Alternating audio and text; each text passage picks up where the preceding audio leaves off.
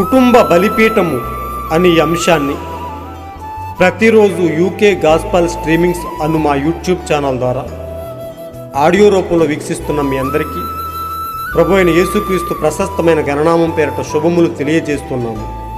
ఇంకనూ వినండి, అనేక కుటుంబాలకు షేర్ చేయండి, దేవుని మెండైన ఆశీర్వాదాలను పొందుకొనండి.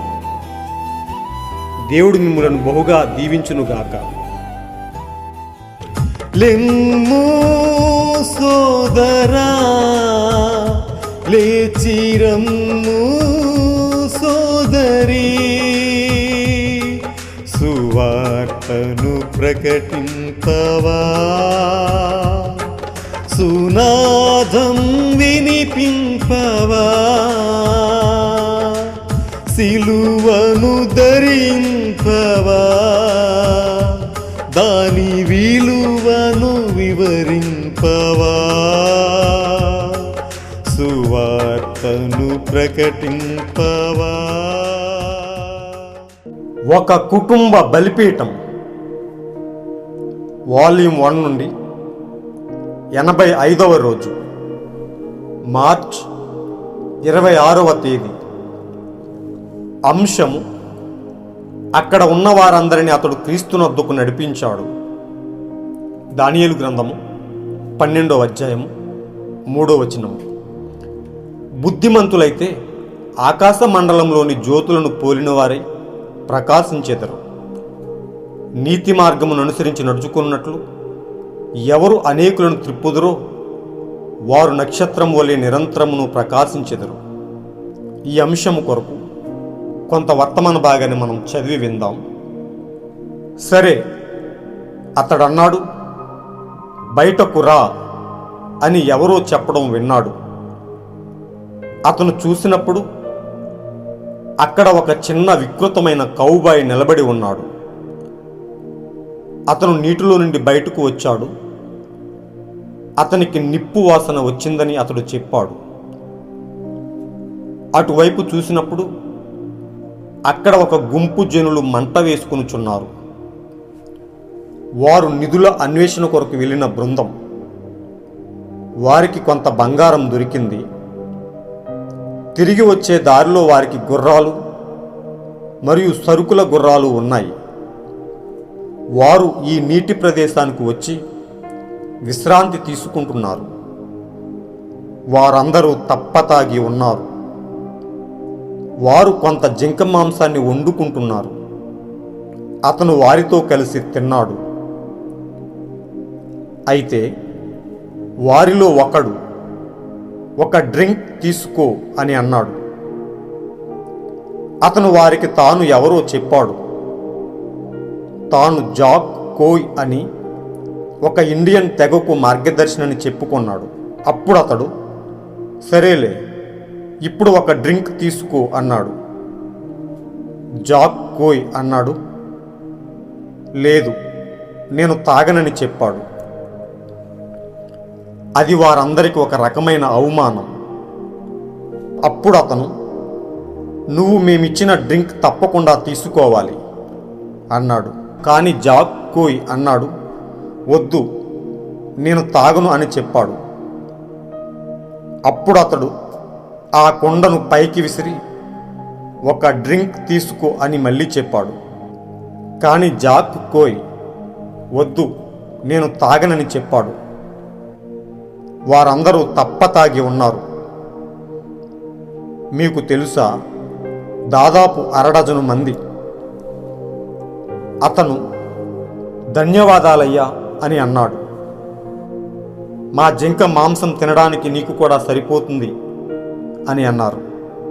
మంచిది, అయితే మా విస్కీ తాగడానికి కూడా సరిపోతుంది అని అన్నారు. తప్పతాగినోళ్ళు ఎలా ఉంటారో మీకు తెలుసా? జాక్ కోయ్ అన్నాడు, లేదు, నేను తాగను అని చెప్పాడు.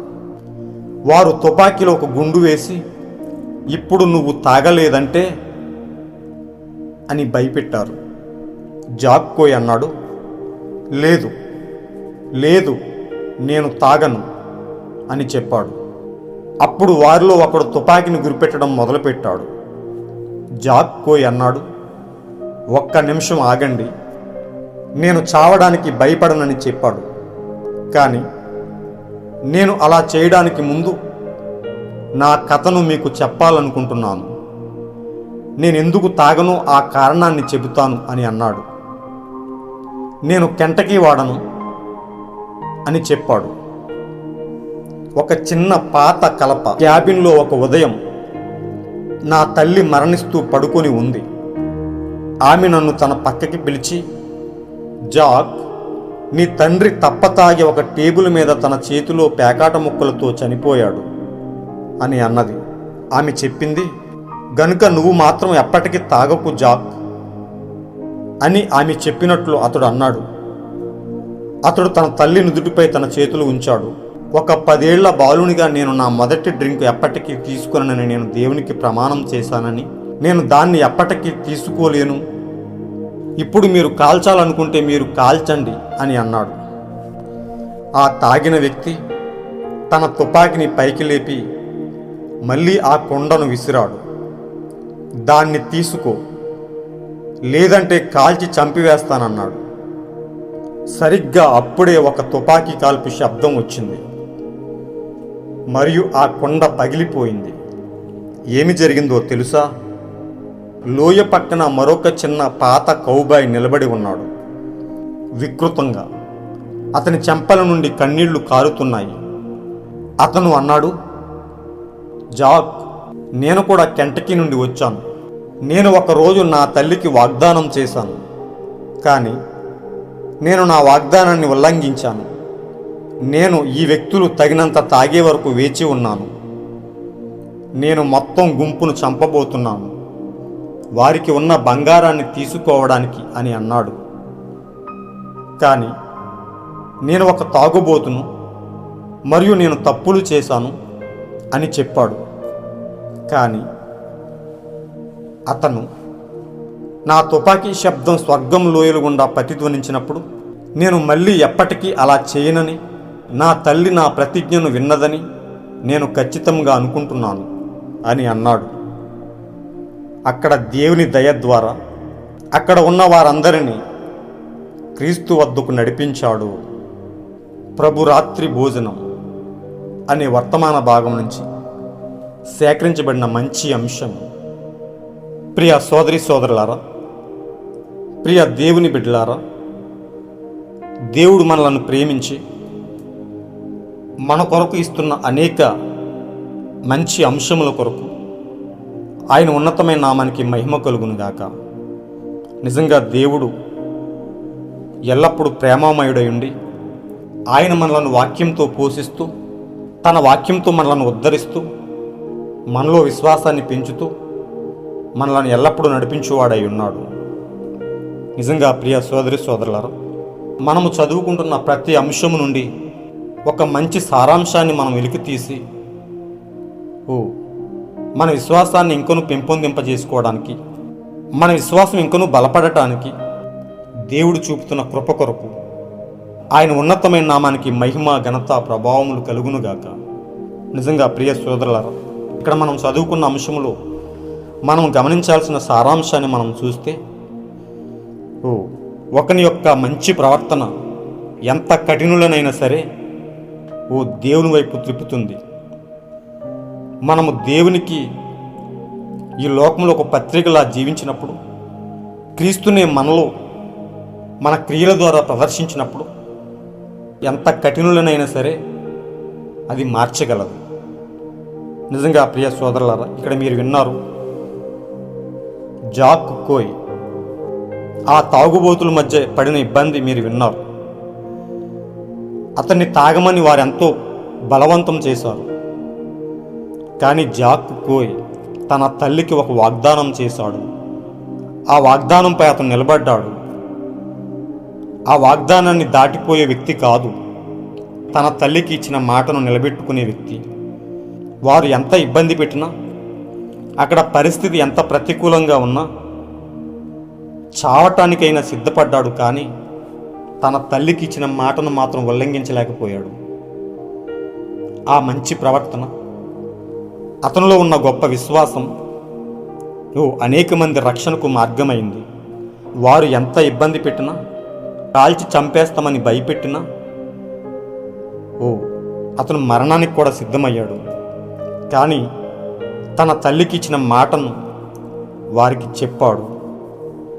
అప్పుడు అన్నాడు, ఇప్పుడు మీరు నన్ను కాల్చి చంపవచ్చు అని చెప్పినప్పుడు నిజంగా వారు ఆలోచించారు. సాధారణంగా తాగిన వారు ఎలా ప్రవర్తిస్తారో మనకు తెలుసు. కానీ అక్కడ దేవుడు పరిస్థితిని ఎలా మారుస్తున్నాడో చూడండి. అక్కడ మరొక వ్యక్తి జాకు కోయితో చెప్తున్నాడు, నేను కూడా కెంటకీ నుండి వచ్చిన వాడినే, కానీ నేను నా తల్లికి ఇచ్చిన మాటను ఉల్లంఘించాను. నేను ఇప్పుడు ఈ తాగుబోతులందరినీ చంపబోతున్నాను. వారందరూ తాగిన తర్వాత నేను వారిని చంపి వారి దగ్గరున్న ఆ బంగారాన్ని తీసుకుని వెళ్ళిపోతాను అని చెప్పాడు. కానీ అక్కడ ఏదో జరిగింది. కానీ అక్కడ పరిస్థితిని దేవుడు మార్చాడు. అక్కడ ఆ తాగుబోతులందరూ వారిలో ఉన్న ఆ ప్రవర్తనను చూసి దేవుని వైపు మళ్లించబడ్డారు. వారందరూ క్రీస్తు వైపుకు నడిపించబడ్డారు.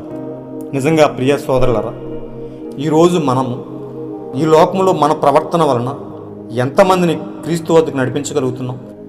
మన జీవిత సాక్ష్యాలు ఎంతమందికి ఆదర్శప్రాయంగా ఉన్నాయి అనే విషయాన్ని మనం ఆలోచించుకుంటూ ఎల్లప్పుడూ క్రీస్తు యొక్క ప్రేమను, ఆయన తాత్పర్యాన్ని, ఆయన సత్యాన్ని, ఆయన గుణలక్షణాలను అనేక మందికి ప్రజ్వరింపజేస్తూ ఆయనను ప్రదర్శింపజేస్తూ మనం ఉన్నప్పుడు మన యొక్క మంచి ప్రవర్తనను బట్టి అనేక మంది మన ద్వారా దేవునిలోకి మలచబడతారు.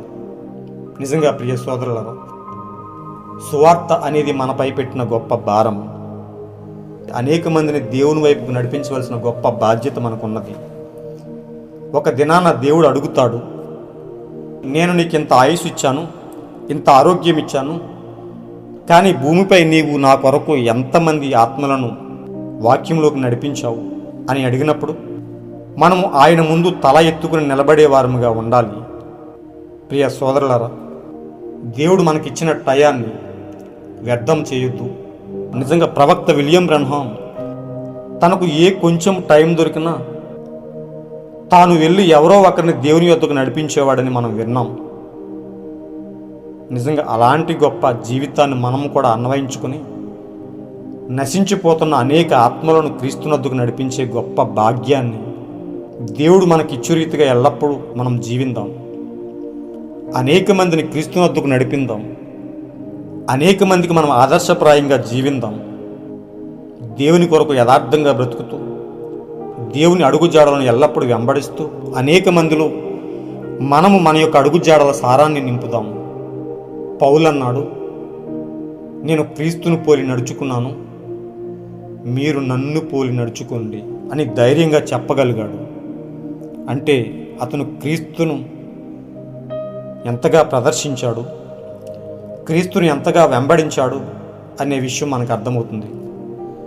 కానీ ఈరోజు వధువులో ఉన్న మనము ఈ లోకానికి ద్వారమై ఉన్నామని, ఈ లోకము క్రీస్తులోనికి రావడానికి మార్గమై ఉన్నామని ప్రవక్త చెప్పాడు. అందుకు మనం అనేక మందికి ఆదర్శప్రాయంగా జీవిస్తూ అనేక మందిని క్రీస్తునొద్దకు నడిపిస్తూ ఎల్లప్పుడూ యథార్థంగా జీవిందాం. అలాంటి గొప్ప కృపను దేవుడు ఎల్లప్పుడూ మనకు అనుగ్రహించునుగాక. God bless you all. ఈరోజు మీరు చదవాల్సిన అనుదిన వాక్యపట్నం యెహోషువ 22, 23, 24 అధ్యాయములు మరియు లోక 3వ అధ్యాయం. మీరు విన్న ఈ అంశాన్ని అనేక మందికి సువార్తను అందించే భాగంలో పాలిభాగస్తులై షేర్ చేయండి. దేవుని సత్యాన్ని అనేక మందికి పంచండి. దేవుడు మిమ్మలను బహుగా దీవించునుగాక. God bless you all.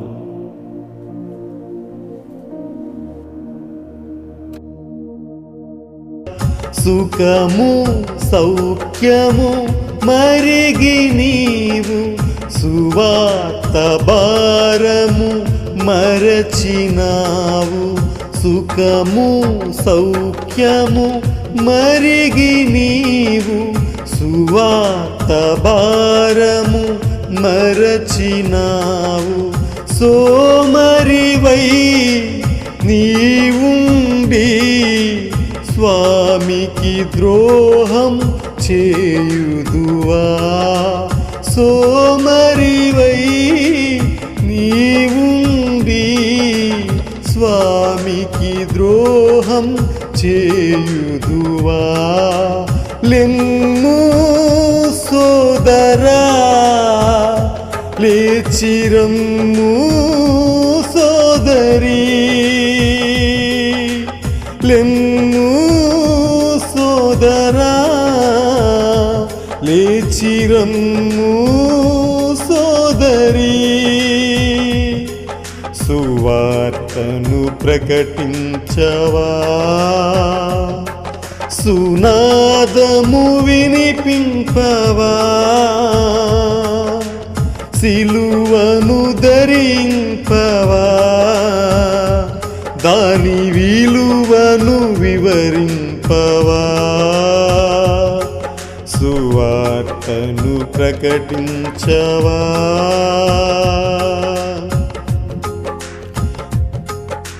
నీలో ఆత్మను ఆరనీకు, ఎదలో పాపము దాచుకోకు. నీలో ఆత్మను ఆరనీకు, ఎదలో పాపము దాచుకోకు. నిన్ను నమ్మినా యేసయ్యకు నమ్మక ద్రోహం చేయుదువా. నిన్ను నమ్మినా యేసయ్యకు నమ్మక ద్రోహం చేయుదువా. లెమ్ము సోదరా లేచిరమ్ము సోదరీ. లెమ్ము సోదరా లేచిరమ్ము సోదరీ.